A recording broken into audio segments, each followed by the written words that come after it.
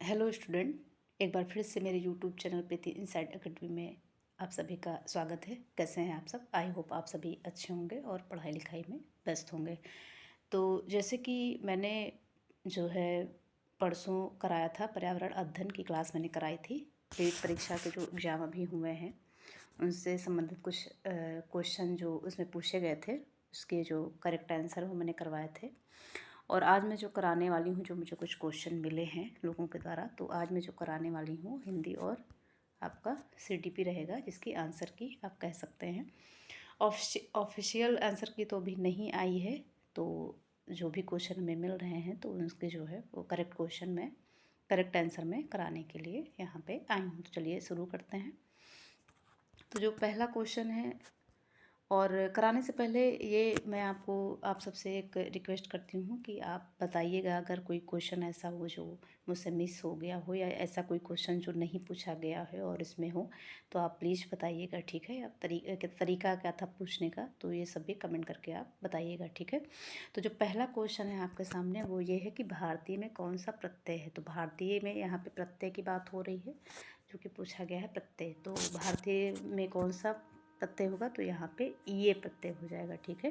भारत ईए है ना, तो ईए प्रत्यय, जैसे कि प्रत्यय क्या होता है जो लास्ट में लगता है, उपसर्ग क्या होता है जो शब्द के प्रारंभ में लगता है, और ये जो प्रत्यय होता है वो अंत में लगता है। मतलब कह सकते हैं कि लास्ट में शब्द के अंत में लगता है, ठीक है। तो यहाँ पे ये आपका जो है वो प्रत्यय हो जाएगा। नेक्स्ट क्वेश्चन पे हम चलेंगे। इसमें पूछा गया है कि परिश्रम में कौन सा उपसर्ग है। तो यहाँ पे जैसे मैंने अभी बताया कि जो उपसर्ग है वो शब्दों के प्रारंभ में लगता है और प्रत्यय अंत में लगता है। तो यहाँ पे उपसर्ग की बात की गई है, परिश्रम में कौन सा उपसर्ग है, तो यहाँ पे जो प्रारंभ में है परि है ना, परि और श्रम, तो यहाँ पे परि आपका हो जाएगा करेक्ट आंसर, ठीक है। क्वेश्चन नंबर 3 की बात करें तो संज्ञा पदबंध है। तो यहाँ पे संज्ञा पदबंध पूछा गया है, तो है आपके भारत के प्रधानमंत्री, ठीक है। आप बताइएगा इस कैसे क्वेश्चन पूछा गया था, इसके ऑप्शन क्या थे, आप कमेंट करके बताइएगा। नेक्स्ट क्वेश्चन पे हम चलेंगे, जो कि क्वेश्चन नंबर 4 है। निम्न में से कौन सा शब्द पुल्लिंग नहीं है। तो यहाँ पे पुल्लिंग कौन सा शब्द नहीं है, आग है जो पुल्लिंग नहीं है, ठीक है, ये स्त्रीलिंग है। क्वेश्चन नंबर 5 है जो कि पूछा कहा है, क्वेश्चन नंबर 5 है जो कि इस तरह है कि तल्लीन शब्द का संधि विच्छेद होगा। तो तल्लीन शब्द का यहाँ पे संधि विच्छेद पूछा गया है, तो यहाँ पे जो आपका हो जाएगा तत् है ना, यहाँ पे जो हो जाएगा वो आपका तत् प्लस लीन है ना, जो कि ये आपका लिखा है, ये व्यंजन संधि है, ठीक है। तो यहाँ पे तत्लीन हो जाएगा। क्वेश्चन नंबर 6 है जो कि कह रहा है कि सन्यासी का विलोम शब्द होगा। तो सन्यासी का विलोम क्या होगा, गृहस्थ होगा, है ना। तो ये तो बहुत ही सरल है। क्वेश्चन नंबर 7 है, निम्नलिखित में से किस विकल्प में वस्त्र के पर्यायवाची शब्द हैं। तो पर्यायवाची वस्त्र के पूछे गए थे। तो वस्त्र का जो पर्यायवाची है वो है आपका वसन, पट, चीर और अंबर, ठीक है। तो ये आपके वस्त्र के पर्यायवाची हो जाएंगे। क्वेश्चन नंबर 8 है, जातिवाचक संज्ञा है। जातिवाचक संज्ञा क्या है, कृषक, है ना। तो यहाँ पे जो कृषक है वो जातिवाचक संज्ञा हो जाती है ना। नेक्स्ट क्वेश्चन पर हम चलेंगे। क्वेश्चन नंबर 9 है जो कि कह रहा है कि निम्न में से कौन सा शब्द सदैव बहुवचन में आता है। तो सदैव बहुवचन की बात यहाँ पे हो रही है, तो भोजन जो है वो बहुवचन में आता है, ठीक है। क्वेश्चन नंबर 10 की बात करें तो क्लांति शब्द का अर्थ है, क्लांति मतलब क्या होता है, तो यहाँ पे क्लांति से तात्पर्य जो है वो आपका थकान है, ठीक है। क्वेश्चन नंबर 11 है, मांटेसरी विधि किस आयु वर्ग के बच्चों के लिए उपयोगी है। तो मांटेसरी पद्धति है जो कि 3 से 6 वर्ष के लिए उपयुक्त है, ठीक है। क्वेश्चन नंबर 12 है, नगर में राजा आए वाक्य का कौन सा रूप है। तो यहाँ पे रूप जो है वो आपका विधानार्थक हो जाएगा, ठीक है। क्वेश्चन नंबर 13 है, विष्णु की उपासना करने वाले के लिए एक शब्द होगा। तो विष्णु की उपासना करने वाले के लिए एक शब्द क्या होगा, यहाँ पे हो जाएगा वैष्णव, है ना। गाना भी है ना, वैष्णव जन, कौन सा गाना है आप आके बताइएगा ना। क्वेश्चन नंबर 14 है जो कि यहाँ पे पूछा गया है, किसी के द्वारा कही गई बात को उसी रूप में दर्शाने के लिए किस विराम चिन्ह का प्रयोग करते हैं। तो यहाँ पे जो हो जाएगा आपका वो उद्धरण चिन्ह हो जाएगा। क्वेश्चन नंबर 15 है, निम्न में से कौन सी प्रक्षेपण की विधि नहीं है। तो प्रक्षेपण की कौन सी विधि नहीं है, यहाँ पे रेटिंग स्केल प्रक्षेपण की विधि नहीं है। क्वेश्चन नंबर 16 है जो कि है, प्याजे के पूर्व संक्रियात्मक अवस्था में कौन सा गुण पाया जाता है। तो यहाँ पे प्रतीकात्मक जो है गुण पाया जाता है, जो कि प्याजे की पूर्व संक्रियात्मक अवस्था में कौन सा गुण पाया जाता है, वो हो जाएगा आपका प्रतीकात्मक। ठीक है। क्वेश्चन नंबर 17 है, जो कि है गिलफोर्ड की बुद्धि संरचना में कौन शामिल नहीं है। तो यहाँ पे कौन शामिल नहीं है, विषय घटक शामिल नहीं है। ठीक है। आप बताइएगा कि आपके शिफ्ट में कौन कौन से क्वेश्चन पूछे गए हैं। ठीक है। क्वेश्चन नंबर 18 है, जो कि ADHD से युक्त छात्रों की अधिगम कठिनाइयों को दूर करने के लिए सबसे उपयुक्त है। तो सबसे उपयुक्त जो पूछा गया है ADHD से युक्त छात्रों की अधिगम कठिनाइयों को दूर करने के लिए, तो यहाँ पे हो जाएगा अधिक चित्रों का उपयोग करके। ठीक है। क्वेश्चन नंबर 19 है, जो कि बेंडुरा के अवलोकन अधिगम का संबंध है।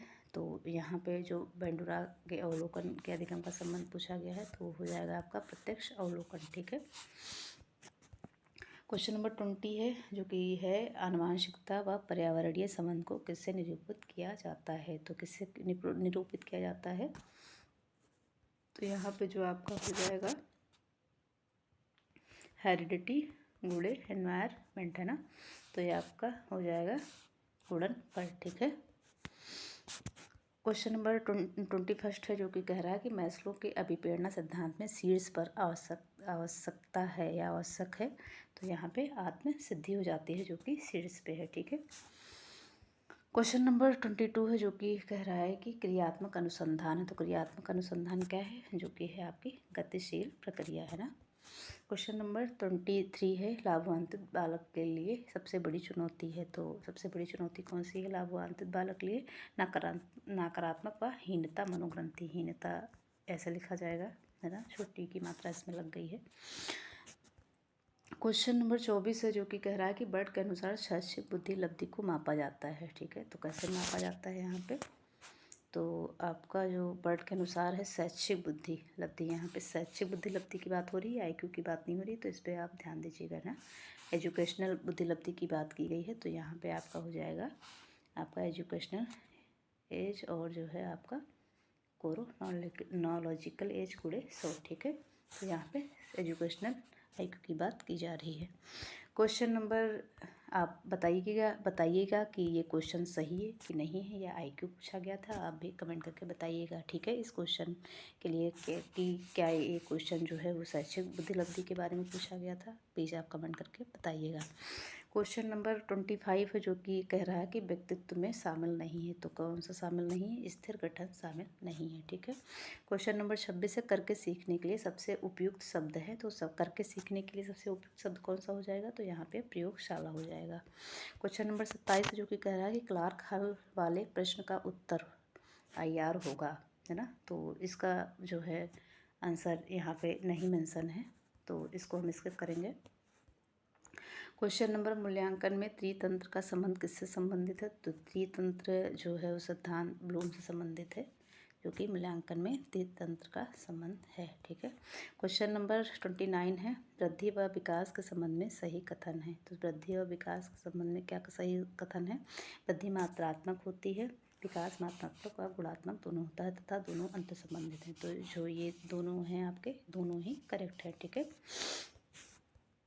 क्वेश्चन नंबर 30 जो कि मस्तकोन्मुखी है ना, तो यहाँ पे आपका मस्तकोन्मुखी विकास होता है। तो क्या होता है, सिर से पैर के ऊपर, जिसे सफेलोकाइडल बोलते हैं ना, जिसे अंग्रेजी में सफेलोकाइडल भी बोलते हैं। ठीक है। जो कि सिर से पैर की ओर होता है ना।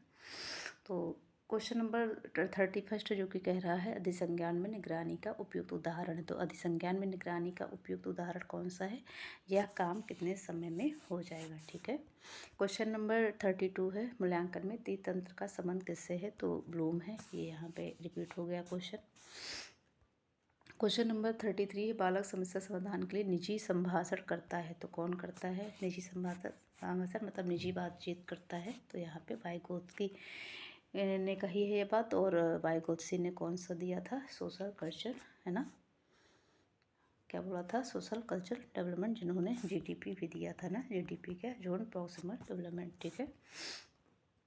क्वेश्चन नंबर 34 जो कि कह रहा है कि कौन सा समायोजन तंत्र हताशा को बाह्य स्रोतों पर थोपता है। तो कौन सा तंत्र बाह्य स्रोतों पर थोपता है, तो यहाँ पे बहिर्दंडात्मक हो जाएगा, मतलब जो है वो आपका बाहरी दंड है ना, जो कि हो जाएगा, है ना।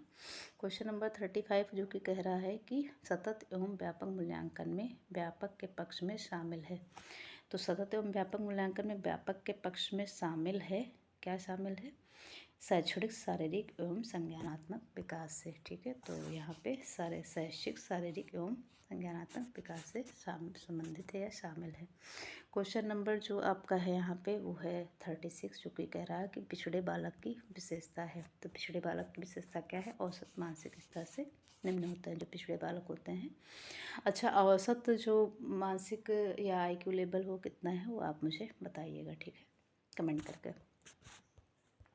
क्वेश्चन नंबर 37 है यहाँ पे किसी दूसरे के व्यवहार को स्वयं द्वारा अपनाना समायोजन में किससे संबंधित है? तो यहाँ पे जो इसका आंसर, यहाँ पे ही ये क्वेश्चन जो है वो डाउटफुल था, है ना, क्योंकि किसी दूसरे के व्यवहार को स्वयं द्वारा अपनाना समायोजन में किस में शामिल है। तो यहाँ पे जो आंसर है इसका ये पहचान है, लगाया गया है, लेकिन ये क्वेश्चन मेरे ख्याल से बेंडूरा का है और ये क्वेश्चन डाउटफुल है, ये क्वेश्चन ड्रॉप भी हो सकता है ना, क्योंकि दूसरों के व्यवहार को अपनाना जो है वो अनुकरण द्वारा होता है। तो अनुकरण उसमें ऑप्शन नहीं था, तो ये क्वेश्चन जो है वो ड्रॉप हो सकता है, ठीक है, लेकिन मैंने यहाँ पे पहचान करा दिया है, ठीक है।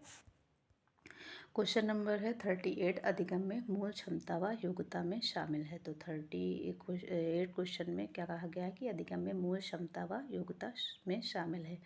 तो क्या शामिल है? छात्र शिक्षार्थी में अंतर्निहित क्षमता व कौशल, ठीक है, इसका आंसर ये हो जाएगा करेक्ट। क्वेश्चन नंबर 39 है हर्बर्ट की पाठ्य योजना को पंचपदी में किसने रूपांतरित किया? तो किसने किया था हर्बर्ट की पाठ्य योजना को पंचपदी में?